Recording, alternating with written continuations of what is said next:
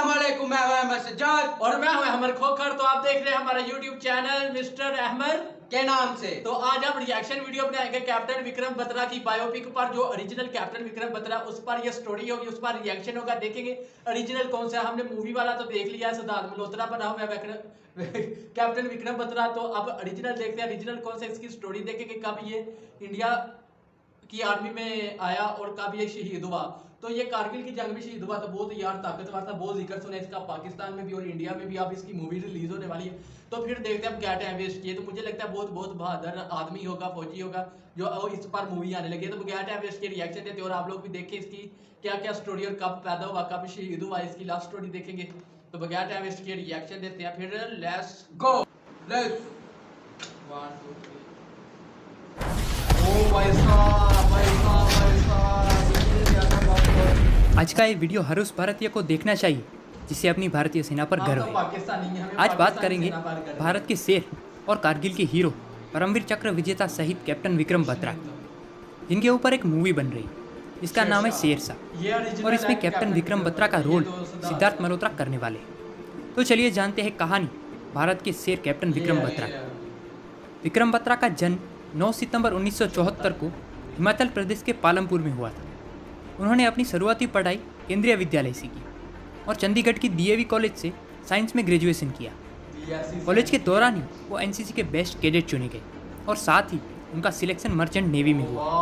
लेकिन उन्हें तो बचपन से कुछ अलग करने का जुनून था, इसीलिए उन्होंने मर्चेंट नेवी की लाखों की नौकरी छोड़कर देश की सेवा करने के लिए आर्मी में जाने का फैसला लिया। साल 1996 में इंडियन मिलिट्री एकेडमी देहरादून में उनकी ट्रेनिंग शुरू हुई और 6 दिसंबर 1997 को एकेडमी से पास आउट होकर वो 13 जम्मू कश्मीर राइफल में शामिल हुए।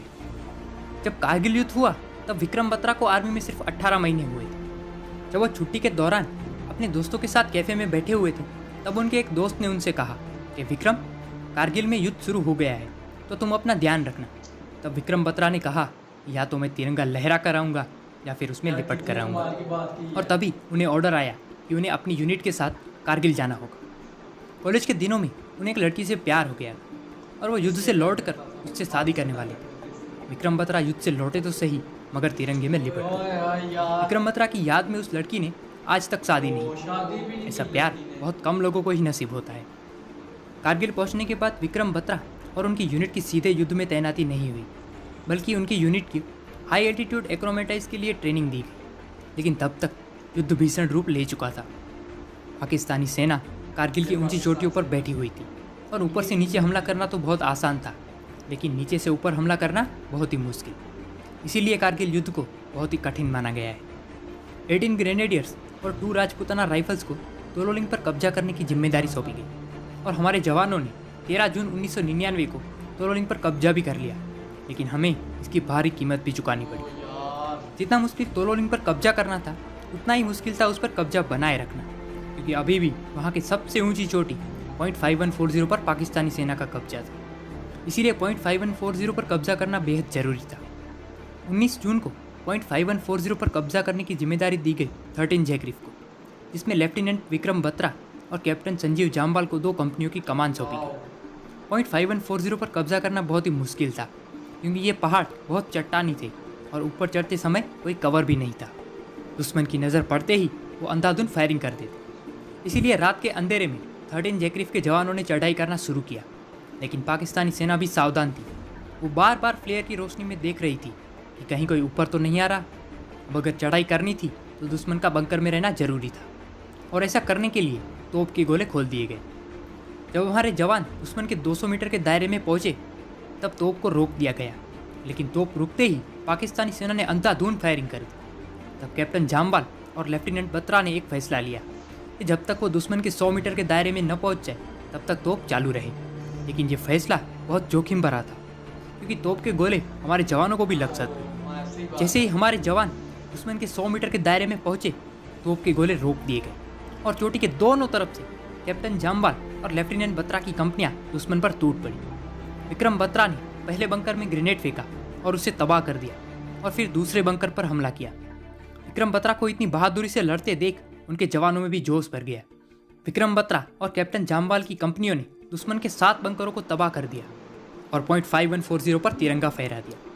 विक्रम बत्रा ने अपने कमांडिंग ऑफिसर को इन्फॉर्म किया कि उन्होंने बिना किसी कैजुअलिटी के .5140 पर कब्जा कर लिया है और साथ ही कहा, ये दिल मांगे मोर।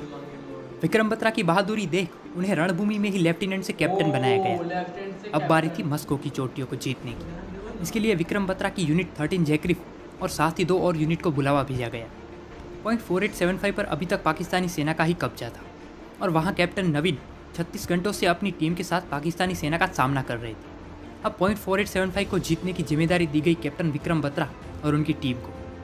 कैप्टन विक्रम बत्रा का कोड नेम था शेरशाह और एक बार पाकिस्तानी सेना ने रेडियो पर उन्हें धमकी देते हुए कहा था कि शेरशाह आगे मत बढ़ना वरना तुम्हारी लाशें उठाने वाला भी कोई नहीं होगा। तब विक्रम बत्रा ने कहा था कि तुम हमारी परवाह करना छोड़ दो और अपनी जान बचाने के लिए अल्लाह से दुआ करना। .4875 की चढ़ाई बहुत सीधी थी।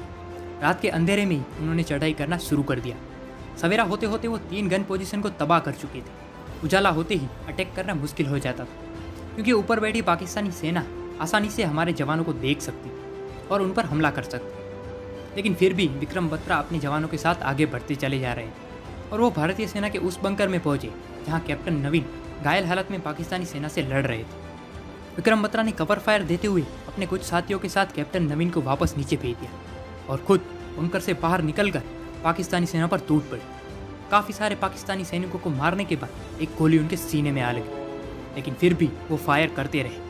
कैप्टन विक्रम बत्रा को घायल देख उनके सैनिक गुस्से से पाकिस्तानी सेना पर टूट पड़े और .4875 को जीत लिया। लेकिन इस लड़ाई में भारत ने अपने शेर कैप्टन विक्रम बत्रा को खो दिया। जैसे मैं तो कैप्टन विक्रम बत्रा की स्टोरी सुनकर मैं तो उसका फैन हूँ। मैं खुद उसका यार एक पाकिस्तान होने के वजह से ना इतनी यार कमाल की स्टोरी थी ना, एंड लेवल की थी यार। अब फिल्म देखकर मजा आएगा। कैप्टन विक्रम बत्रा की स्टोरी देखेंगे, क्या क्या स्टोरी थी। इतना बहादुर क्या शख्स था जो अपनी नेवी को छोड़कर, नेवी आर्मी को छोड़कर आर्मी में आया। यार इतनी ज्यादा तनख्वाह होती है नेवी में, बहुत ज्यादा। तो लेकिन वो आर्मी में आया अपने मुल्क के लिए शहीद होने के लिए। यार ऐसे बंदों को सल्यूट होनी चाहिए जो यार देखते नहीं है, अब लोगों की हिफाजत करने में अपनी जान गवा दी। यार गुड हो गया। इसी तरह बंदों की ज़रूरत है इंडिया में, ठीक है। तो यार बहुत मज़ा आया स्टोरी सुनकर। मेरे तो रोंगटे खड़े हो गए थे यार, इतनी मोटिवेशनल स्टोरी थी। जब एक बंदा आर्मी में आता है ना तो उसे नहीं पता होता फिर हम लोगों ने जीना या मर जाना है।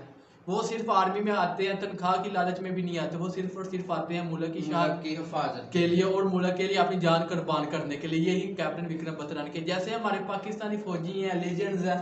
मेजर अजीज भट्टी, कैप्टन शबीर खान, बहुत ज्यादा लेजेंड्स हैं। मेजर बहुत लेजेंड्स हैं पाकिस्तान में, वैसे इंडिया में भी बहुत ज्यादा फौजी लेजेंड्स हैं। तो आप लोगों ने एंजॉय किया होगा। ओके, अस्सलाम वालेकुम, अल्लाह हाफिज।